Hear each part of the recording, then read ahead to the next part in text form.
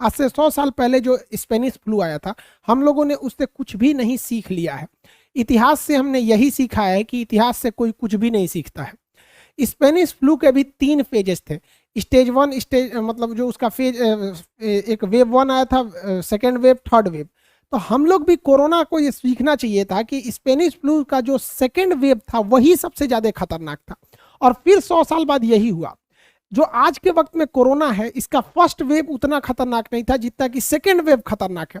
और अगर आप स्पेनिश फ्लू को देखेंगे तो उसका थर्ड वेव सबसे कमजोर था। तो कोरोना का भी जो थर्ड वेव आएगा वो शायद सबसे कमजोर रहे। आप अगर आंकड़ों पे ध्यान देंगे, डाटा पे, तो जो फर्स्ट वेव था कोरोना का, इसमें जो पीक आया था ये सितंबर महीने में आया था, और सबसे ज्यादा मरीज जो रिकॉर्ड किए गए थे वो 16 सितंबर को रिकॉर्ड किए थे। ये 97,859 यानी लगभग 98,000 मरीज थे।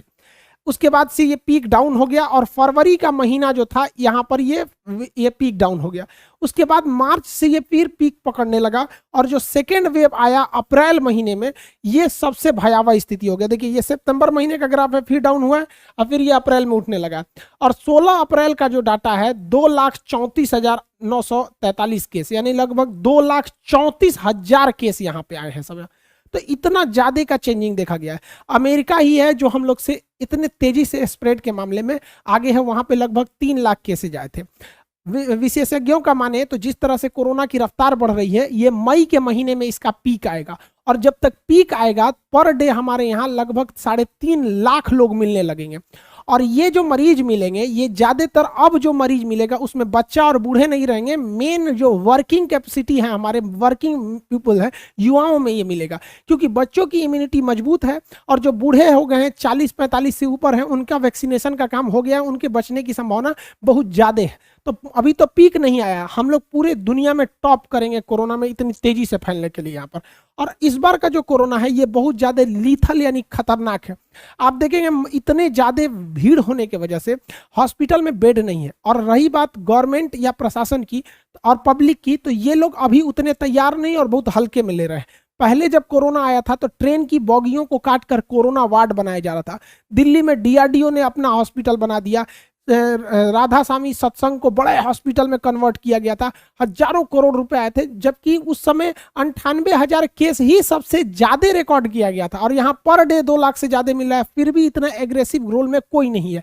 हॉस्पिटल में बेड्स कम है, बेड को तो गोली मारी है भाई। शमशान घाट में लाइन लगा के वहां लाशें जलाई जा रही हैं, वहां पर लाशों को रिकॉर्ड ना करे वहां पर बाउंड्री चलाई जा रही है। हालांकि प्रशासन कह रहा है कि इसका मतलब इसका जो असर है या फिर इससे जो इन्फेक्शन है बाहर तक ना आए, इसलिए इसको किया जा रहा है। कब्रिस्तान का क्या है कि इस बार सांस की समस्या वाला प्रॉब्लम बहुत ज्यादा आ रहा है, और ऑक्सीजन कहीं है ही नहीं है।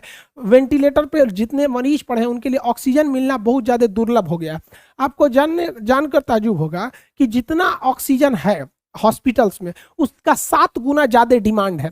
अब आप बताइए, किसी चीज का 7 गुना डिमांड, यानी एक आदमी के लिए ऑक्सीजन है जबकि मरीज हैं 7, इसलिए वो ज्यादा मर रहे हैं।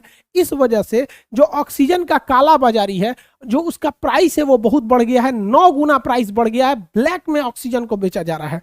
ये ऑक्सीजन सिलेंडर जो इतना इसेंशियल था, हॉस्पिटल, देखिए भारत में जितना ऑक्सीजन प्रोड्यूस होता है उसका 15% ही हॉस्पिटल को दिया जाता है, उसका 15% ही जरूरत हॉस्पिटल को पड़ता था, जो एनफ था। हॉस्पिटल में ऑक्सीजन की बहुत कमी देखी गई थी, जो लिक्विड फॉर्म में रहता है। लेकिन 85% जो ऑक्सीजन होता है, यानी ऑक्सीजन की ज्यादातर खपत इंडस्ट्रीज में की जाती है, जो गैसियस फॉर्म में रहता है। तो ज्यादातर ऑक्सीजन तो ये इंडस्ट्री वाले लेके चले जा रहे हैं। तो गवर्नमेंट को क्या करना चाहिए भाई? देखिए, अभी ऑक्सीजन की जो खपत है उसको बाकी जगहों से रोककर हॉस्पिटल को सप्लाई दिया जाए। जैसे वेल्डिंग में देखेंगे तो ऑक्सीजन का यूज ज्यादा हो जाता है वेल्डिंग को जोड़ने वगैरह के लिए। आपसे एग्जाम में क्वेश्चन भी पूछता है कि जो एसिटिलीन वेल्डिंग किया जाता है तो उसमें जो ऑक्सीजन का सिलेंडर होता है वो किस कलर का रहता है? ब्लैक कलर का रहता है। रेलवे ग्रुप डी वाले लोग ये सब साइंस में क्वेश्चन पूछेगा।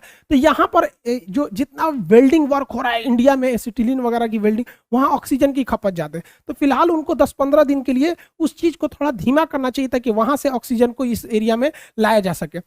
जो माइनिंग होती है, सुरंगें खोदी जाती हैं, खास करके कोयला की सुरंग बहुत गहरी होती है। अब उस गहराई में ऑक्सीजन नहीं होता है, तो बड़े बड़े ऑक्सीजन के पाइप्स वगैरह भेजे जाते हैं ताकि अंदर जो माइनिंग हो रही है उसमें मजदूरों को ऑक्सीजन मिल सके। तो जब तक कोरोना हाई पीक पर है, इन मजदूरों को भी भैया हटाइए, कम से कम वहां ऑक्सीजन दीजिए ना। 10 दिन कोयला लेट से भी निकलेगा तो कोई दिक्कत नहीं है, बाहर जितना कोयला है वो इंडस्ट्रीज को चला लेंगे, क्योंकि इस महामारी में हर चीज को स्लो डाउन हुआ है, तो ऑक्सीजन पे ही ज्यादा तो यूटिलाइज नहीं कर पा रहे हैं हम लोग अपना ऑक्सीजन। 85% ऑक्सीजन ही कोयला खदान इत्यादि में भेजे हैं, वहां मरीज मर रहा है ऑक्सीजन की कमी से। सबसे ज्यादा ऑक्सीजन को कंज्यूम करता है तो स्टील उद्योग। स्टील के कारखाने में बड़े बड़े भट्टियां होती हैं जिन्हें हम लोग फर्नेस कहते हैं। इन फर्नेस को चलाने के लिए इतना आग लगता है, सोचिए इतना भयानक आग होता है कि लोहा पिघला देता है, लोहा स्टील एल्युमिनियम पूरा पिघल जाते हैं, तब ना उनसे जो जो चीज चलाना है। अब आपको पता है कि आग लगाने के लिए ऑक्सीजन की जरूरत है, बिना ऑक्सीजन के आग नहीं लग सकता है, तो इनमें ऑक्सीजन की इतनी खपत होती है कि इन स्टील उद्योग से ऑक्सीजन को ट्रांसपोर्ट करना चाहिए। ऑटोमोबाइल उद्योग है जो इसमें कटिंग वेल्डिंग के लिए होता है, वहां ऑक्सीजन की बहुत ज्यादा जरूरत है। हालांकि पिछले बार में स्टील कंपनियों ने, जिसमें रतन टाटा की टाटा स्टील, जिंदल स्टील ने बहुत ज्यादा ऑक्सीजन का सप्लाई दिया था।